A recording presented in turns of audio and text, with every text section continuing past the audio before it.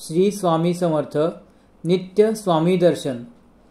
रामदासी बुवांचा अहंकारी समज असा झाला होता की आपण स्वामींना मठात कोंडून ठेवले आहे, आपण त्यांची चांगली खोड मोडली।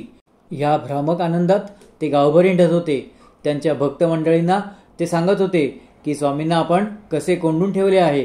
सूर्याला कोंडणारा माणूस अजून जन्माला आला नाही आणि तो कधीच जन्माला येणार नाही हे आंधळ्या रामदासी बुवांना कधीच कळले नाही।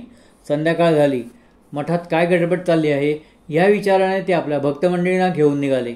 4 पावले चालले नसतील तोच त्यांना आश्चर्याचा धक्का बसला। समर्थ भीमा नदीत शांतपणे डुंबत होते। रामदासी बुवांना काही कळेच ना। त्यांनी कनवटीला लावलेली चावी सुरक्षित आहे ना ते तपासले। मठाला कुलूप लावल्याचे त्यांना नीट आठवत होते।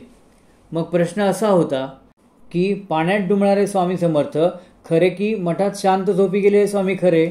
लोकांनी स्वामींना मठात सुद्धा पाहिले होते आणि नदीच्या पात्रात सुद्धा पाहिले। रामदासी बुवांची फजिती होणार याची लोकांना खात्री होती। लोक त्यांना विचारू लागले की तुम्ही परमेश्वराला कोंडून ठेवले असे ऐकतो, परमेश्वर तर स्वामींच्या रूपात समोर नदीत डुंबतो आहे, चला आपण सर्व मठाकडे जाऊ। रामदासी बुवांच्या पाठोपाठ लोक मठाकडे गेले। पाहतात तो मठाला कुलूप तसेच आहे। मग रामदास स्वामींनी घाबरत घाबरत कुलूप उघडले तर स्वामी आत नाहीतच। लोकांनी रामदासी बुवांना एकदम धारेवर धरले। तुम्ही पातकी आहात, खोटे खोटे सांगता, गावातून चालते व्हा। 1 ना 2 बुवांची घमेंड क्षणात उतरली, अहंकार वितळून गेला। स्वामींच्या सामर्थ्यांची त्यांना कल्पना आली। स्वामी परमेश्वराचे मूर्त रूप आहे ह्याची त्यांना खात्री पटली। समर्थांनी आपल्या अद्भुत लीला प्रकट केल्या होत्या। रामदासी बुवा पुन्हा नदीवर आले। स्वामी नदीतून बाहेर येतच होते।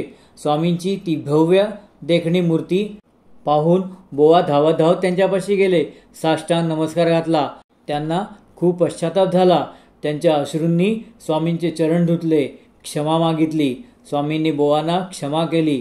लोकांनी स्वामींचा जय जयकार केला। स्वामी बुवाला म्हणाले, परमेश्वरा शरण जा, प्रथम मनातला अहंकार नष्ट करा, तरच प्रगती संभवेल। एक लक्षात ठेवा, प्रकाशाला कोंडणे तुम्हाला कधीच जमणार नाही। श्री स्वामी समर्थ। जय जय स्वामी समर्थ।